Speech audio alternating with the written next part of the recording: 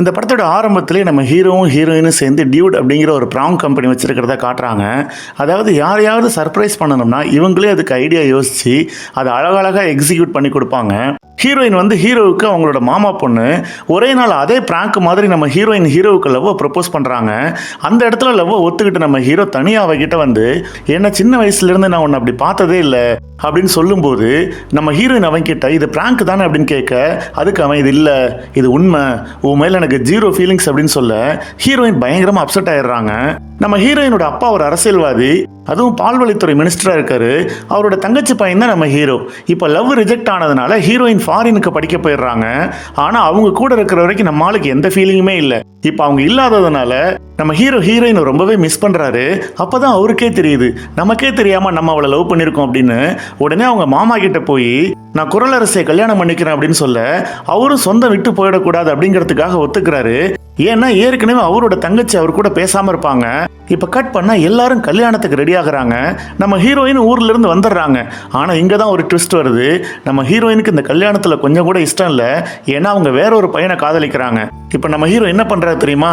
நம்ம பழைய தமிழ் பட ஹீரோக்கள் மாதிரி தன்னோட காதலை மறைச்சிக்கிட்டு எனக்கு உன் மேலே எந்த ஒரு ஃபீலிங்கும் இல்லை, உங்கள் அப்பா வற்புறுத்துறதுனால தான் நான் உன்னை கல்யாணம் பண்ண ஒத்துக்கிட்டேன்னு சொல்லிடுறான். அப்புறம் ஹீரோயினோட லவ்வரை வர வச்சு அவன் கூட ஹீரோயினை சேர்த்து வைக்கலான்னு பிளான் பண்ணுறான். ஆனால் அங்கே தான் ஒரு சிக்கல் வருது. நம்ம ஹீரோயினோட அப்பா ஒரு பெரிய மினிஸ்டர்னு சொன்னல, அவரை தாண்டி அவங்களால எதுவுமே பண்ண முடியாது.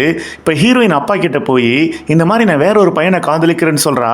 ஆனால் அந்த பையனோட அந்தஸ்து அவங்களோட வசதி இதெல்லாம் நம்ம ஹீரோயினோட அப்பாவுக்கு ஒரு பொருட்டே இல்லை. ஆனால் அவன் வேற ஒரு ஜாதி அப்படிங்கிறதுனால அவங்க அப்பா ஒத்துக்கவே இல்லை. அதுவும் இல்லாமல் நம்ம ஹீரோயினோட அப்பாவுக்கு 2 தங்கச்சி இருந்திருப்பாங்க. ஒரு தங்கச்சி கிணத்துல விழுந்து இறந்துருப்பாங்க. அந்த தங்கச்சி ஃபோட்டோவை வச்சு வாழ்நாள் ஃபுல்லாக கும்பிட்டுக்கிட்டே இருப்பார். சின்ன வயசில் அந்த தங்கச்சி வேற ஒரு ஜாதி பையனை காதலிச்சதுனால அவரே அவங்கள பிடிச்சி கிணத்துல தள்ளி கொண்டு இருப்பாரு.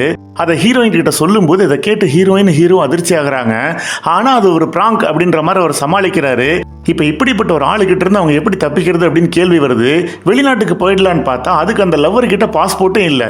இப்போ வேற ஒரு பிளான் போடுறாங்க. அதாவது ஹீரோவும் ஹீரோயினும் கல்யாணம் பண்ணிக்கிறாங்க. ஆனால் அது ஒரு ஃபேக் மேரேஜ். அதாவது அதுக்கப்புறம் அவங்க வெளிநாட்டுக்கு அனுப்பி வச்சிடலாம் அப்படிங்கிறதா பிளானு. அடுத்து கல்யாணம் முடிஞ்சோடனே அவங்களை வெளிநாட்டுக்கு அனுப்பி வச்சிடலான்னு ட்ரை பண்ணால் அங்கே தான் இன்னொரு சிக்கல் வருது. ஹீரோயின் ப்ரெக்னெண்ட்டாக இருக்காங்க. அதனால வீசா ரிஜெக்ட் ஆகிடுது. ஏன்னா ஹீரோயினும் அந்த லவ்வரும் லிவிங் டுகெதர்ல இருந்திருப்பாங்க போல. இதை கேட்டு ஹீரோ செம்ம கடுப்பாகிறான். இப்ப கட் பண்ண குழந்தையும் இங்க பிறந்துருது. ஹீரோயினோட அப்பா அந்த குழந்தைய பார்த்து பயங்கர ஹாப்பி ஆகுறாரு. இப்ப கட் பண்ணா ஹீரோயினுக்கு டைவர்ஸ் கொடுக்குறான். அது அவங்க அப்பாவுக்கு தெரிஞ்சவனா ஒரு ஹீரோவை போட்டு அடி நடிக்க ஹீரோயின் எல்லா உண்மையும் சொல்லிடுறாங்க. இதுக்கப்புறம் இந்த கதை எங்க போகுது அப்படிங்கறது அந்த படம். அதாவது தான் காதலிச்ச பொண்ணுக்காக, அதுவும் மாமா பொண்ணுக்காக ஹீரோ எவ்வளவு தூரம் போறான் அப்படிங்கறத அந்த கதை.